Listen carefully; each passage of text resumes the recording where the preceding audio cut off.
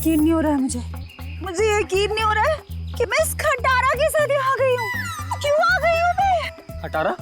मैं तुम्हारा पति हूँ लीना, मुझे खटारा बोल रही हो? अरे यार तुमको नहीं, इस खटारा को खटारा बोल रही हूँ, जो सास की तरह थोड़ी थोड़ी देर में बुरा मान के बैठ जाती है और बंद हो जाती है। वो इसके स्पार्क प्लग में कुछ फंस गया है तो। कुछ नहीं फंसा उसमें, मेरी जिंदगी में फंस गया है। मैं फंस गई हूँ तुमसे शादी करके। अरे यार, अपनी नई नई बीवी को इतनी भारी दोपहर में सड़क पे चला रहे हो। अगर मैं काली हो गई तो, अगर मैं काली हो गई तो, अगर मैं काली हो गई ना तो मैं तुम्हें कभी माफ नहीं करूंगी। मैंने तो पहले ही कहा था ना कि बाइक में थोड़ी प्रॉब्लम है, कभी और चले जाएंगे तुम्हारी माँ के घर। तुम ही नहीं मानी ना। अब मेरी समझ में आया, तुम ये सब इसलिए कर रहे हो ना ताकि मैं अपनी मम्मी के घर ना जाऊं, है ना? है ना? है ना? सब पता है मुझे। एक ये बाइक है जो चलने का नाम नहीं लेती, और एक तुम्हारा ये ड्रामा है जो रुकने का नाम नहीं ले रहा। ड्रामा? मैं ड्रामा कर रही हूँ? ड्रामा कर रही हूँ मैं? ठीक है, ड्रामा कर रही हूँ ना मैं। अब तुम जाओ। मैं ड्रामा कर रही हूँ ना, मैं नहीं जा रही अब कहीं पर भी। तुम्हें जहाँ जाना है चले जाओ, मुझे कहीं नहीं जाना तुम्हारे साथ में। अरे लीना रो क्यों रही है? हाथ मत लगाओ मुझे। अच्छा सॉरी ना लीना, सॉरी। इतनी धूप हो रही है। गलती हो गई, माफ कर दो। सॉरी। अच्छा ठीक है, माफ किया, लेकिन तुम देखना, तुम्हारी गलती की सजा तुमको जरूर मिलेगी। मैं पूरे 1 महीने तक अपनी माँ के घर से नहीं आऊंगी। क्या 1 महीना? हाँ 1 महीना। हाँ। क्या कह रही हो यार? अच्छा सॉरी ना, मैं बोल रहा हूँ ना गलती हो गई। अच्छा तुम कहोगी तो मैं 1 महीने के लिए तुम्हारी माँ के घर पे घर जमाई बन के रहता हूँ बस। अब चलो। क्या हुआ?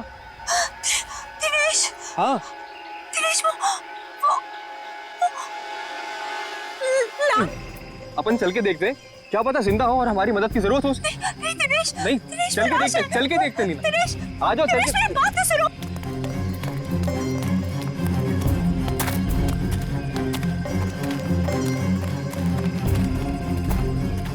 दिनेश रुको प्लीज, मेरी बात सुनो। दिनेश मुझे बहुत डर लग रहा है, प्लीज कोई। दिनेश वो देखो। दिनेश, दिनेश मेरी बात मानो, वापस चलते हैं दिनेश, मुझे बहुत डर लग रहा है पता है। तुमसे सना हुआ लेडीज बैग है।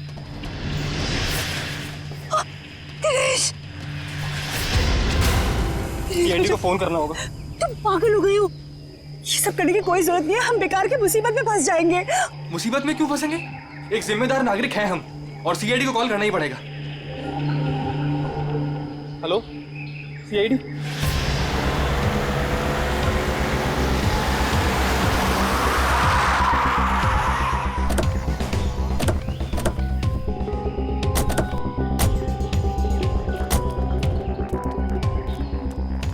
आप दिनेश है?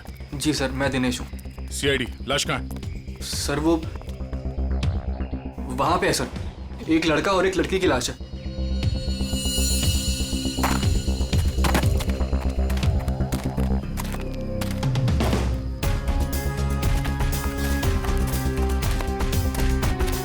आगे देखो।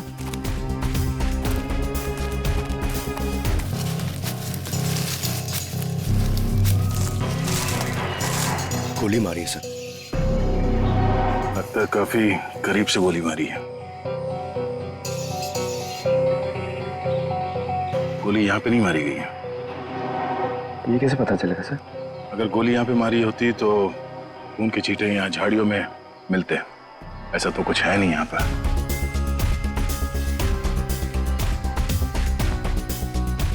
लगता है इसे कहीं और मार के लाश को यहाँ घसीट के नीचे लाया गया है। अखिल नाम है इसका।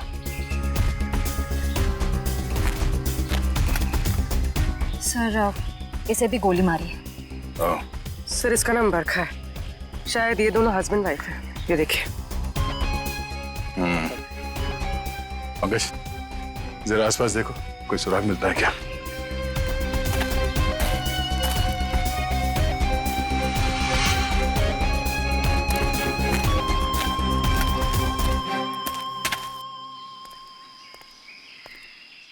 अच्छा, जब आप लोगों ने ये 2 लाशें देखी तभी आसपास किसी को देखा था? नहीं, किसी को भागते हुए देखा यहाँ? लेकिन सर हमने इन दोनों को पहले देखा था। पहले देखा था मतलब आप लोग जानते हो इनको? हाँ एक्चुअली वो हम लोगों ने सुबह देखा था रास्ते पर। रास्ते पर? हाँ सर, ये बड़े ही खड़ूस लोग थे। अभी 1 घंटा पहले।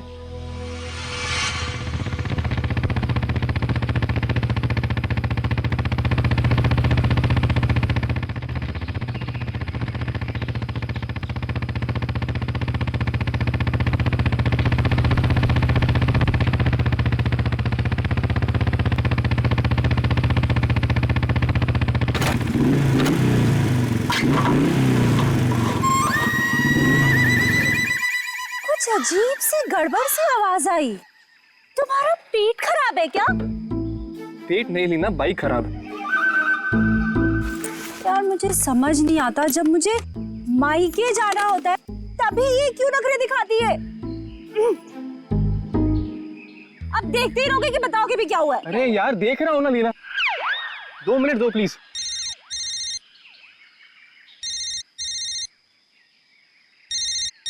मम्मी। हेलो। हाँ मम्मी। हाँ बस आ रहे हैं, इनकी बैलगाड़ी खराब हो गई है, मतलब बाइक। हाँ जैसी ठीक हो जाएगी हम आते हैं। Okay bye mummy. मैं बता देती हूँ, अगर तुम्हारी वजह से आज मुझे अपनी मम्मी के घर जाने में लेट हुआ ना, तुम्हारी इस खटारा की वजह से, तो मैं इसे आग लगा दूंगी। अरे अरे डरा क्यों रही हो यार? कर रहा हूँ ना, मैं ठीक करता हूँ।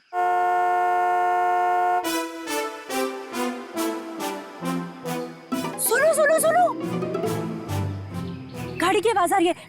देखो मेरी बात मानो, अपनी इस बैलगाड़ी को यहीं छोड़ो और गाड़ी आ रही है, लिफ्ट ले लेते हैं हाईवे तक, वहां से टैक्सी ले लेंगे। हाँ हाँ क्यों नहीं, वो जो कार है तुम्हारे मायके से आई है ना, हाँ एवी लिफ्ट दे देगी तुमको। नहीं तो ससुराल वालों की भी नहीं है जो नखरे दिखाएगी। तुमसे ना बहस करना बेकार, जाओ मांगो lift. Stop stop stop stop, hello hello stop stop stop stop. ए, मरना है क्या? तुम लोग पागल हो क्या? इतना ही मरने का शौक है तो जाकर खाई से छलांग लगाओ। इस तरीके से बीच रोड में खड़े होकर तमाशा मत करो। चलो हटो यहाँ से। देखिए प्लीज हमारी हेल्प कर दीजिए, हमको लिफ्ट दे दीजिए। नहीं, हम लिफ्ट नहीं दे सकते। अरे इंसानियत के नाते हाईवे तक ही उतार दीजिए। ये लड़की, एक बार समझाने से तुझे समझ में नहीं आता क्या? बोला ना हट गाड़ी के सामने से। हमारे पास तुम्हारे लिए टाइम नहीं है। अरे बड़ी गाड़ी में बैठ के अपने आप को चलो हुई वाली जगह हटो, हटो, हटो। रुक। अब तुम देख क्या रहे हो? चलो गाड़ी चलाओ।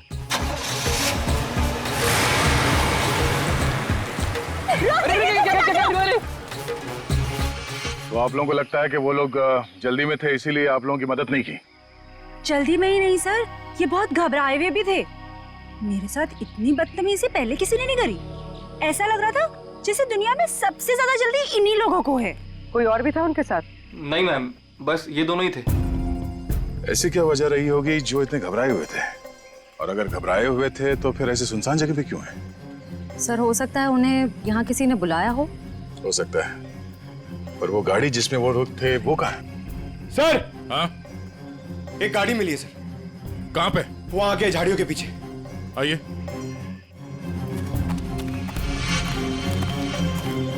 ये सर, ये है उनकी गाड़ी? जी सर। पंकज एक काम करो, एम्बुलेंस को फोन करो और लाश को फॉरेंसिक में भिजवा दो। लाश वहां पड़ी है और उनकी गाड़ी यहाँ पे, तो चेक करो। एम्बुलेंस को फोन करो। हम शायद छोटा मोटा काम मुझे दे देते और खुद एडवेंचर पे चले जाते। हटिए जरा।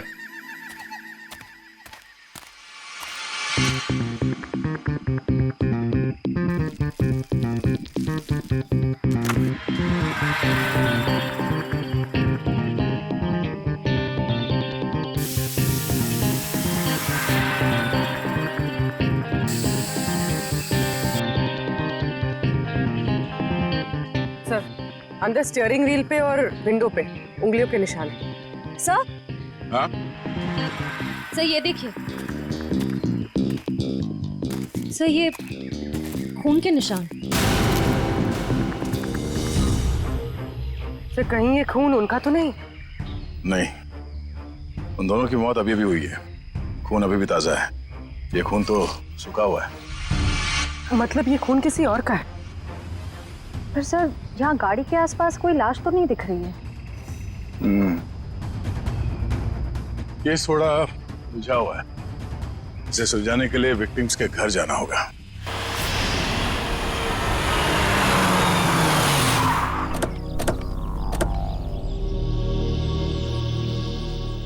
यही घर है ना?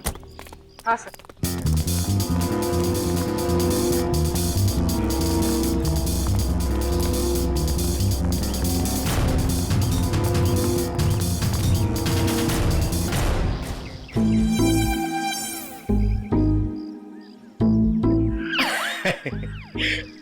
पंकज सर, जरा बेल बजाइए ना। सॉरी सर, सर मत बोलिए सर प्लीज।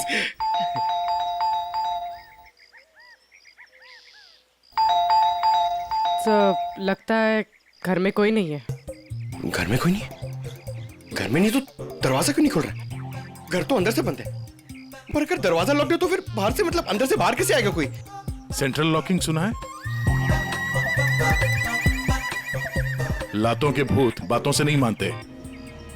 नहीं, सर, दरवाजा आपकी वजह से डर के रोने लग गया। आवाज यहाँ से आ रही है पंकज। चोर चोर चोर! चोर? हाँ हाँ, चोर हैं आप सब। अरे नहीं, हमारी सिर्फ शक्ल चोरों जैसी है। हम लोग सीआईडी से हैं। हाँ हाँ, सीआईडी वालों को ही बुलाऊंगी मैं अभी। अरे मैम, आपको कुछ गलतफहमी हो रही है। हम लोग सीआईडी से हैं। हाँ, सीआईडी? आप लोग सीआईडी वाले होके भी बरखा जी क्या चोरी के लिए आ गए? हाँ हाँ, नहीं तो क्या? हम लोग यहाँ चोरी करने नहीं आए, हम लोग तहकीकात के लिए आए। तहकीकात? ऐसी तहकीकात? हाँ हाँ, नहीं तो क्या? मैम, ये बरखा और अखिल, इन दोनों की मौत हो गई है। किसी ने खून कर दिया उनका। क्या? ये भगवान, ये क्या हो गया? मैडम प्लीज प्लीज अपने आप को संभालो। अरे बहन, कैसे संभालूं? मेरा तो राशन ही बंद हो गया। बरखा और अखिल की राशन की दुकान थी? अरे नहीं नहीं भाई साहब, वो तो हम कभी कटोरा कटोरा दाल, कभी चावल, कभी दूध, कभी दही लेकर अपना महीने भर का काम चला लेते थे। बहुत अच्छे थे बेचारे, दे भी देते थे। लेकिन अब क्या होगा? बहन, तुम तो एक औरत हो ना, एक औरत का दुख तो तुम समझ ही सकती हो। कमाल है, शर्म आनी चाहिए आपको। यहाँ पे किसी की मौत हुई है और आपको अपने राशन की पड़ी है। हाँ? अब ये रोना धोना बंद कीजिए प्लीज, और हमारे सवाल का जवाब दीजिए।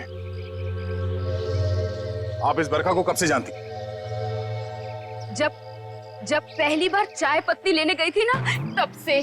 सर, ये चाय पत्ती और चीनी से एक्सप्लेन कर रही है? ये बहुत कमाल का टैलेंट है। मैम, आप हमें ये बताइए कि इस घर में अखिल और बरखा के अलावा कोई और भी रहता था? जब भी कुछ लेने आती थी तो कभी बरखा और कभी अखिल ही देते थे, तो वही रहते होंगे ना। हाँ हाँ, नहीं तो क्या? ठीक से याद करके बताइए, कोई और था? अरे अब इसमें याद, हाँ याद आया, कोई था, एक और कोई था। कौन था? एक बार ना मेरा रायता खाने का बड़ा मन हुआ, तो मैं उनसे दही और लौकी मांगने आई थी। तब बरखा, बरखा, अखिल, बरखा।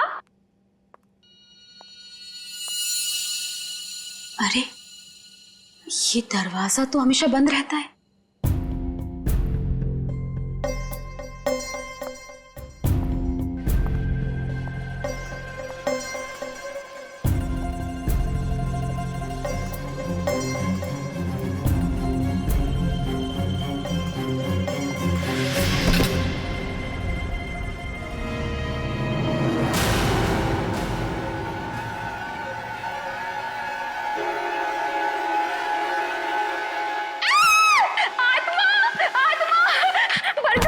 अरे क्या हुआ?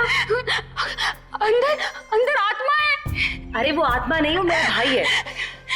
भाई? हाँ, बचपन से उसकी दिमागी हालत ठीक नहीं है, इसलिए हम उसे रूम में बंद रखते हैं। सर इसका मतलब वो जो कोई भी था बहुत बीमार था। हो सकता है वो अभी भी घर के अंदर हो। अंदर चल के देखते हैं।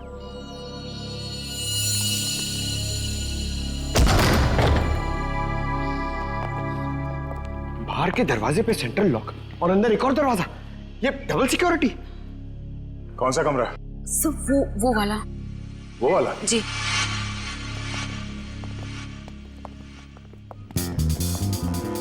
क्या हो सर? ये देखो,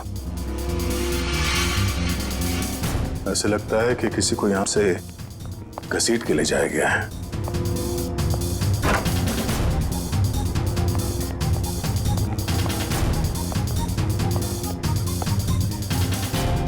यहाँ कमरे में तो कोई भी नहीं है। अगर उसका भाई इतना बीमार था तो खुद बाहर चल के तो नहीं जा सकता, तो गायब कहाँ हुआ? बाहर खून का निशान मिलना, उसके भाई का यहाँ पे गायब होना, लगता है इस कमरे में कुछ हुआ है। तो चेक करो, देखो कुछ मिलता है क्या।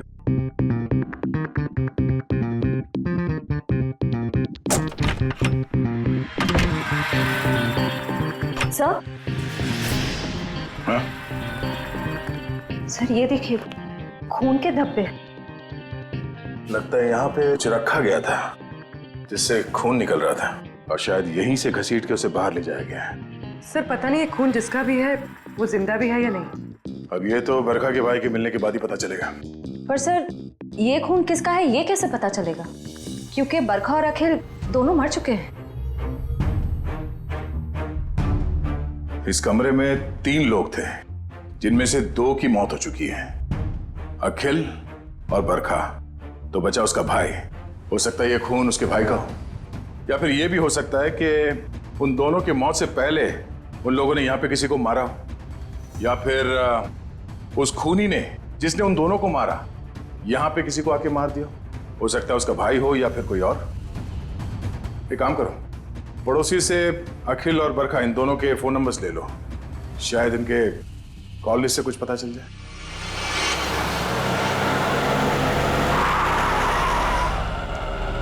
सर टेलीफोन कंपनी ने इसी लोकेशन का एड्रेस दिया है। ध्यान से, किसी को शक नहीं होना चाहिए। जाओ।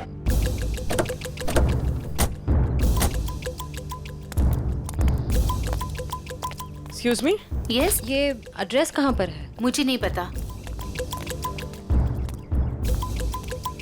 Excuse me. जी मैडम, ये एड्रेस कहाँ पर है?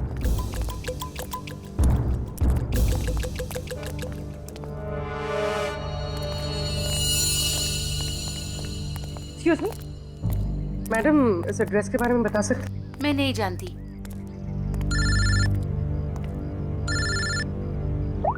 हाँ सर।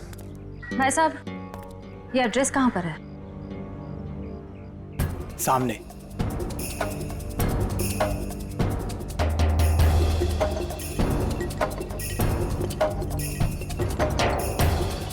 पूर्वी, घर का पता चल गया। मिल गया। मिल गया? गुड, हम लोग आ रहे हैं।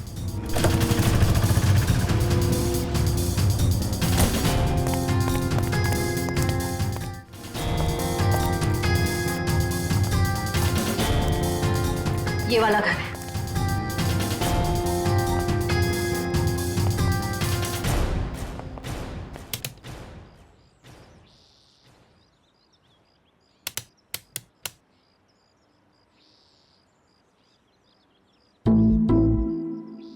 सर, घंटी खराब है क्या? कभी कभी खराब घंटी से भी करंट लग जाता है।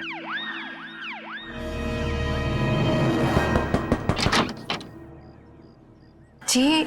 तुम्हारा नाम संध्या है? जी, पर आप लोग कौन? सीआईडी। सीआईडी? पर आप लोग यहाँ क्यों आए हैं? तुम किसी अखिल नाम के आदमी को जानती हो? अखिल? नहीं, मैं किसी अखिल नाम के आदमी को नहीं जानती हूँ। अच्छा, मैं तुम्हारी इस बात पे यकीन जरूर करता, पर जिस आदमी को तुम हर रोज फोन करती हो उसका नाम जानने से भी इनकार कर रही हो, ये बात कुछ हजम नहीं हो रही। देखिए, मैंने आपसे कहा ना, मैं किसी अखिल को नहीं जानती हूँ और ना ही मैं उससे बात करती हूँ, तो आप लोग मेरे पीछे क्यों पड़े? प्लीज यहाँ से जाइए। सर लगता है इसे ना जानने वाली बीमारी है। इसका तो इलाज करना पड़ेगा। क्या हो रहा है? संध्या, कौन है ये लोग? पापा, ये लोग सीआईडी से। सीआईडी? अरे साहब, हम लोग शरीफ लोग हैं, हमने कोई गुनाह नहीं किया है। देखिए, आप कितने शरीफ है ना, ये हमें बाद में पता चल ही जाएगा। आप पहले ये बताइए कि वो आदमी कौन है जिसे आपकी बेटी डेली फोन करती है? आदमी?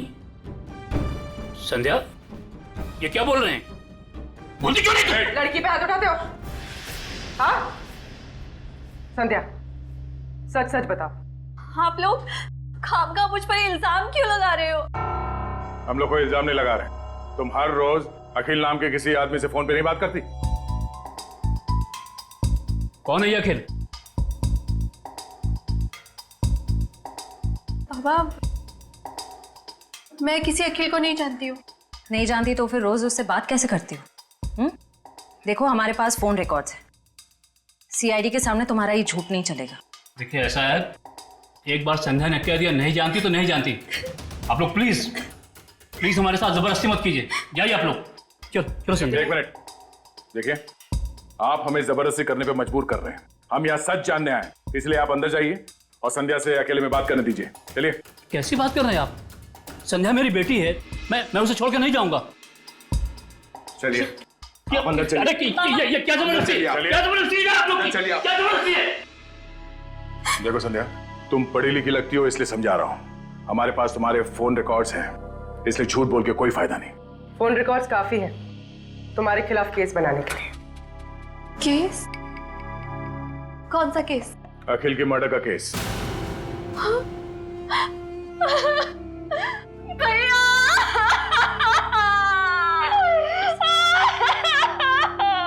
क्या हुआ? पापा, अखिल भैया नहीं रहे। क्या?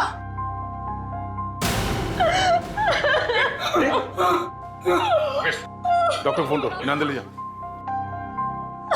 ये अखिल तुम्हारा भाई है? वो मेरे भैया थे। हम सबका बहुत ख्याल रखते थे वो। पर जब से उनकी जिंदगी में वो बरखा नाम की औरत आई, उसने भैया को प्यार के जाल में फंसा लिया। बाबा को बरखा और भैया का रिश्ता बिल्कुल भी पसंद नहीं था। इसी वजह से हमेशा घर में टेंशन रहती थी। और एक दिन भैया ने घर ही छोड़ दिया। मैं भैया के बिना नहीं रह सकती थी, इसीलिए मैं चुप चुप कर उन्हें फोन किया करती थी। मुझे क्या पता था कि भैया एक दिन इस दुनिया से ही चले जाएंगे, नहीं तो मैं उन्हें इस घर से कभी जाने ही नहीं देती। तुम्हारे भाई अखिल की किसी के साथ कोई दुश्मनी? आप लोगों को किसी पे शक है? मुझे शक नहीं, मुझे पूरा यकीन है ये सब किया धरा उस बरखा का ही होगा। मगर आपको ऐसा क्यों लगता है कि अखिल का खून इस बरखा नहीं किया? भैया अक्सर मुझे बताते थे कि वो कितनी खतरनाक औरत है। वो जरूरत पड़ने पर किसी का भी खून कर सकती है, उनका भी। अगर हम ये मान भी ले कि इस बरखा ने अखिल को मारा है, तो बरखा का खून किसने किया?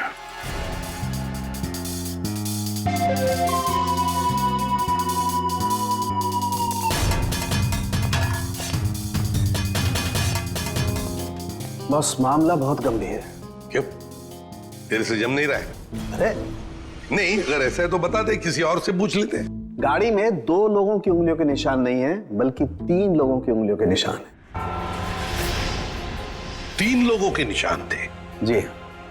तो फिर 2 उंगलियों के निशान तो इन लाशों के होंगे, और तीसरा उंगलियों का निशान खूनी का हो सकता है।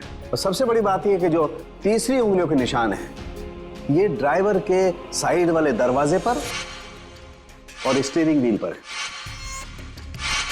तीसरा निशान स्टीयरिंग व्हील पर और ड्राइवर के बाजू वाले दरवाजे पर, मतलब खूनी जब इन दोनों लाशों को ठिकाने लगा रहा था, तब अपने निशान छोड़कर चला गया।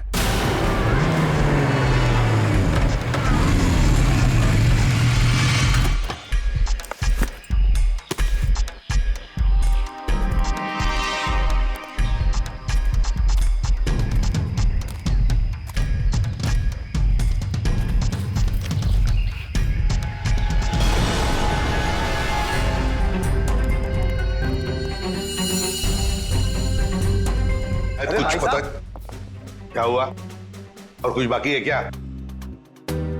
पूरी बात तो सुन लो ना यार तुम। तो एक साथ क्यों नहीं बताता तू? अरे कैसे बताऊं यार, तुम एक बात सुन करके चल दिए। अरे यार, अच्छा बता। देखो बॉस, वो जो खून बरखा के घर में मिला है, वो जिस आदमी का है उसे मारने की प्लानिंग बहुत समय से चल रही थी। क्या क्या मतलब? हाँ, और एक बात, उस खून में आर्सेनिक मिला है। आर्सेनिक? ये ऐसा तो नहीं सर कि आनंद के परिवार वाले इसे मारना चाह रहे थे? स्लो पॉइजन देके वो खून कहां से आया वहां पे? बॉस, गाड़ी की डिक्की में जो खून मिला है, वो खून इस खून से जो बरखा के घर में मिला है, इससे मैच करता है। सर, कहीं ऐसा तो नहीं कि बरखा और अखिल ने आनंद को मारा और उसकी लाश डिक्की में रख दी? बस आर्सेनिक की मात्रा बहुत ज्यादा है खून में। मुझे लगता है 6-7 महीने से ये प्लानिंग चल रही थी। कमाल है सर, एक बहन ने ही भाई का खून कर दिया। Excuse me sir. हेलो, क्या? ओके सर, जंगल में हमें जहां ये लाशें मिली थी, उससे कुछ ही दूरी पर एक बोरा मिला है जिससे खून टपक रहा है। क्या जंगल में जहां पर से ये 2 लाशें मिली, वहां पे एक बोरा भी मिला है जिसमें से खून टपक रहा है?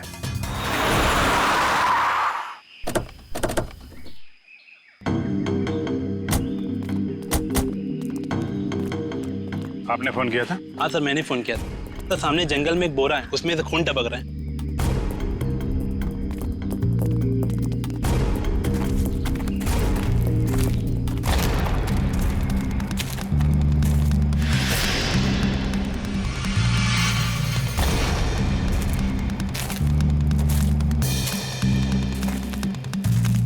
से वो जगह भी पास ही है जहाँ पे हमें बरखा और अखिल की लाशें मिली। सर, एक दिन में 3 लाशें आसपास मिलना, एक बीमार आदमी का गायब होना और डिक्की में खून मिलना, ये कोई कोइंसिडेंस तो नहीं लगता सर? कहीं ये लाश बरखा के भाई की तो नहीं? हो सकता है, पर उसके लिए इसकी शिनाख्त करनी पड़ेगी। सर वो क्या बोला आपने, वो शिनाख्त? पहचान पंकज, पहचान। तो एक काम करो, बॉडी को फॉरेंसिक लैब भिजवा दो। हमें गाड़ी के डिक्की में जो खून मिला था, इसके खून से मैच करके देखेंगे, सच्चाई का पता चल जाएगा। हा? और ये मिसिंग पर्सन ब्यूरो का जो रिकॉर्ड है वो भी चेक करो, देखो किसी ने इसके गायब होने की रिपोर्ट लिखवाई है क्या।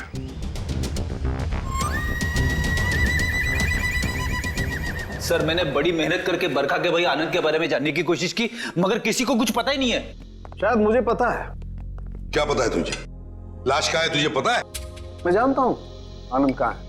कहाँ है बता? यही है, फॉरेंसिक लैब में। Forensic lab? कहाँ है फॉरेंसिक लैब में? वो देख तेरे बाजू में, ये है आनंद बॉस। ये डॉक्टर साहब, आप तो कह रहे थे कि आनंद को आर्सेनिक देके मारा गया, लेकिन इसका तो गला दबाया गया। ये देखिए, बरखा के घर पे जो खून का सैंपल मिला था, वो खून इसी आदमी का है। यार सारुण, ये कैसे हो सकता है? अगर आर्सेनिक देकर ये मरने ही वाला था, फिर इसका गला घोंटकर क्यों मारा इसे?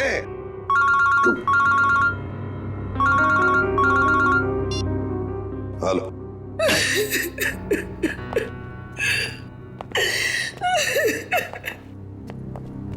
सर ये शालिनी जी आनंद के बारे में कुछ बताना चाहिए। मैम प्लीज आप जरा शांत हो जाइए, शांत हो जाइए। बताइए बताइए क्या हुआ? आनंद मेरा बेटा था जिसे इतनी बेरहमी से मार दिया गया। किसने? बरखा ने। बरखा ने? मगर बरखा तो आपकी बेटी है, आनंद की बहन। आनंद तो उसी के साथ रहता था ना। बेटी? किसकी? आपकी और किसकी? मेरी कोई बेटी नहीं है। आनंद मेरा इकलौता बेटा था। अगर आनंद आपका इकलौता बेटा है तो फिर ये बरखा कौन है? ये देख, ये तो मेरी बहू है। इसी ने मारा है मेरे बेटे को। इसका असली नाम नूपुर है। इसने अपना नाम बदल लिया था? हाँ, मैं मैं इसे फांसी पर चढ़ा हुआ देखना चाहती हूँ। इसके कर्मों की सजा इसे मिलनी ही चाहिए। लेकिन शालिनी जी, इसका तो खून हो गया। क्या? लेकिन अभी आप इतने यकीन के साथ कैसे कह रही थी कि आपके बेटे का खून इसी ने किया? जब से मेरे बेटे की इससे शादी हुई, उसके कुछ दिन बाद से ही बहुत बीमार रहने लगा था। एक दिन इसने कहा कि वो उसे किसी वैद्य के पास दिखाने ले जा रही है, और वो मेरे बेटे को लेकर चली गई, लेकिन वापस अकेले लौटी। जब मैंने उससे पूछा आनंद कहाँ है, तो कहने लगी आनंद भाग गया। आनंद भाग गया? तो आपने उसे पूछा नहीं कहाँ भाग गया? मुझे भी बहुत अजीब लगा था। मेरा बेटा बहुत ही समझदार और शांत था, ऐसे कैसे भाग जाएगा? तभी से मुझे इस औरत पे शक हो गया था। क्यों? बरखा ऐसा क्यों करती थी? अखिल को अपना पति और आनंद को अपना भाई क्यों बता रही थी? क्यों? उस कार पर मिले तीसरे फिंगरप्रिंट की रिपोर्ट आ गई। किसके फिंगरप्रिंट? सर, ये फिंगरप्रिंट एक ड्रग डीलर का है। रंजन नाम है उसका। अभी कुछ दिन पहले सजा काट के जेल से निकला है। डीलर रंजन?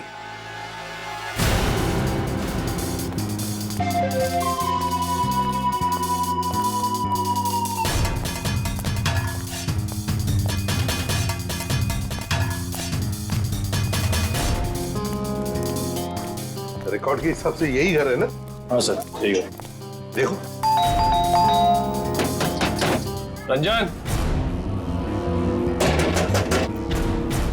रंजन, रंजन दरवाजा खोलो।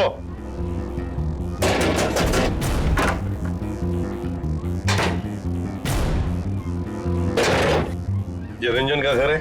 जी हाँ। आप कौन है? मैं उनकी बीवी हूँ। कहाँ है रंजन? पर आप लोग कौन? आप बताइए, रंजन घर में है या नहीं? जी हाँ, वो सो रहे हैं। सो रहे हैं? अभी इतनी देर गए? कल रात को कहीं बाहर गए थे क्या? देर से लौटे? उनकी तबीयत ठीक नहीं है, वो 2 दिन से घर में ही हैं, कहीं नहीं गए। सर, उसने अपनी बीवी को अच्छी खासी ट्रेनिंग दे रखी है झूठ बोलने की। हाँ, कहाँ सोया है रंजन?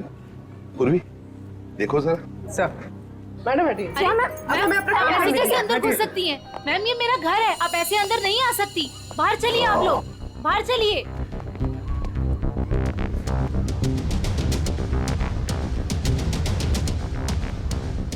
सर, इसकी शर्ट गीली है। कपड़े गीले हैं? रात को जरूर ये बाहर ही गया था। उठो।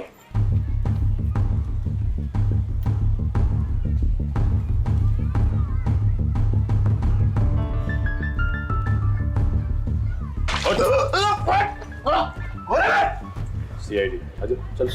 सीआईडी? मैंने कुछ नहीं किया। कुछ नहीं किया? रात को कहीं बाहर गए थे ना देर तक, और फिर ये कपड़े कैसे गीले हो गए? और फिर तुम्हारी उंगलियों के निशान उस गाड़ी के स्टीयरिंग व्हील पर और दरवाजे पर भी मिले, कैसे? और उस गाड़ी के आसपास हमें 2 लाशें भी मिली। वैसे मेरे तो 2 दिन से मैं सो रहा था सर। 2 दिन से तबीयत खराब थी। उठाओ इसे, ले चलो। चल। सर, मैंने कुछ नहीं किया सर। सब छोड़ दीजिए इन्हें। प्लीज, सब प्लीज मैम, कुछ प्लीज। नहीं किया है। सब मेरी सब बात चलिए। कुछ नहीं किया। कहाँ लेके जा रहे हैं? सब छोड़ दो इनको। सर मुझे छोड़ दिए सर, प्लीज। मैंने कुछ नहीं किया सर। अब जल्दी मुंह खोलोगे या फिर और भी चाहिए? बता दो सर। बताओ, बताओ जल्दी। मैंने ही उन दोनों को मारा है सर। क्यों मारा तुमने? उन दोनों को क्यों मारा? क्या दुश्मनी थी तुम्हारी? मेरी कोई दुश्मनी नहीं थी सर। तो फिर? दुश्मनी तो उसकी थी सर, जिसने उन दोनों को मारने की सुपारी दी थी। किसने दी थी सुपारी? एक औरत थी सर। कौन औरत? मैं नहीं जानता सर, मैंने उसका चेहरा नहीं देखा। वो उसी ने दी थी मुझे उन दोनों को मारने की सुपारी, थोड़े से पैसों के खातिर। मुझसे बहुत बड़ी गलती हो गई सर, मुझे माफ कर दीजिए सर। चुप! माफी मांगता है? फोन कर उस औरत को, और जहां हम कहते हैं वहां बुलाओ उसे और कहो उससे कि अगर उसने तुम्हें ज्यादा पैसे नहीं दिए तो तुम सारी बातें सीआईडी को बताओगे। जी सर। चलो लगा फोन।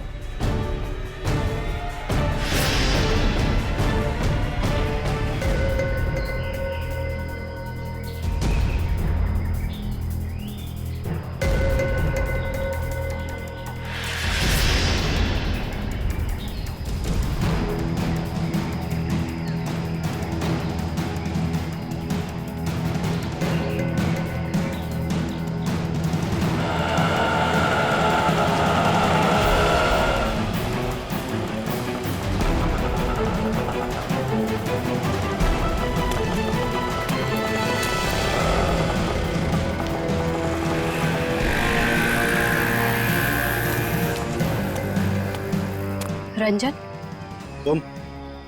कब से वेट कर रहा हूं मैं तुम्हारा। तेरा इंतजार खत्म करने ही तो मैं आई हूं।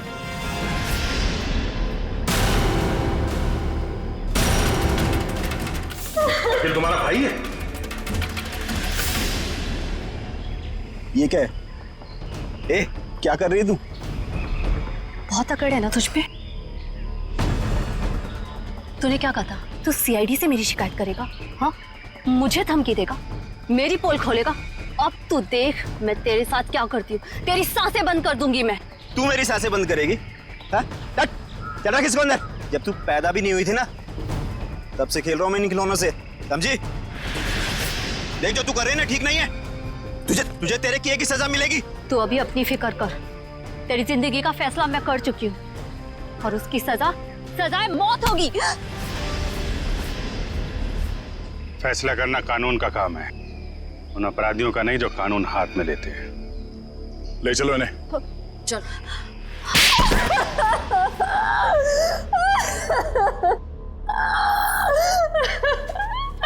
हाँ, मैंने मारा अपने भाई को, मैंने मारा उसे। बताओ संध्या, क्यों मारा तुमने अखिल को? क्योंकि भाई के नाम पर वो कलंक था। लावारिस था वो। जब मेरे बाबा उसे अनाथ आश्रम से लेकर आए थे, पर उन्हें क्या पता था कि वो एक बेटे की जगह एक शैतान को लेकर जा रहे हैं। अखिल तुम्हारा सगा भाई नहीं था? नहीं, और ना ही उसने कभी सगा बनने की कोशिश की। बाबा ने और मैंने उसकी खुशी के लिए क्या कुछ नहीं किया, और उसने हमेशा हमें धोखा दिया।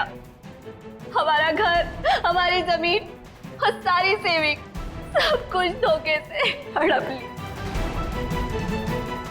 और ये सब उसने बरखा को खुश करने के चक्कर में किया। अच्छी खासी जिंदगी जीने वाले हम लोग बदतर जिंदगी जीने पर मजबूर हो गए। और तुमने तो उसे जिंदगी से ही आजाद कर दिया। तुम्हें अखिल से पता चला कि वो दोनों आनंद को मारने का प्लानिंग कर रहे हैं।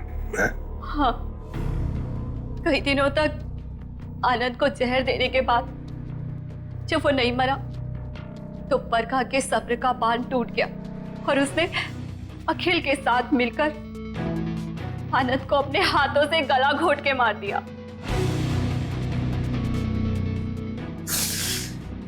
ये क्या किया संध्या तूने? बेटा मर गया, बेटी जेल जा रही है, अब ये बाप किसके सहारे जिएगा?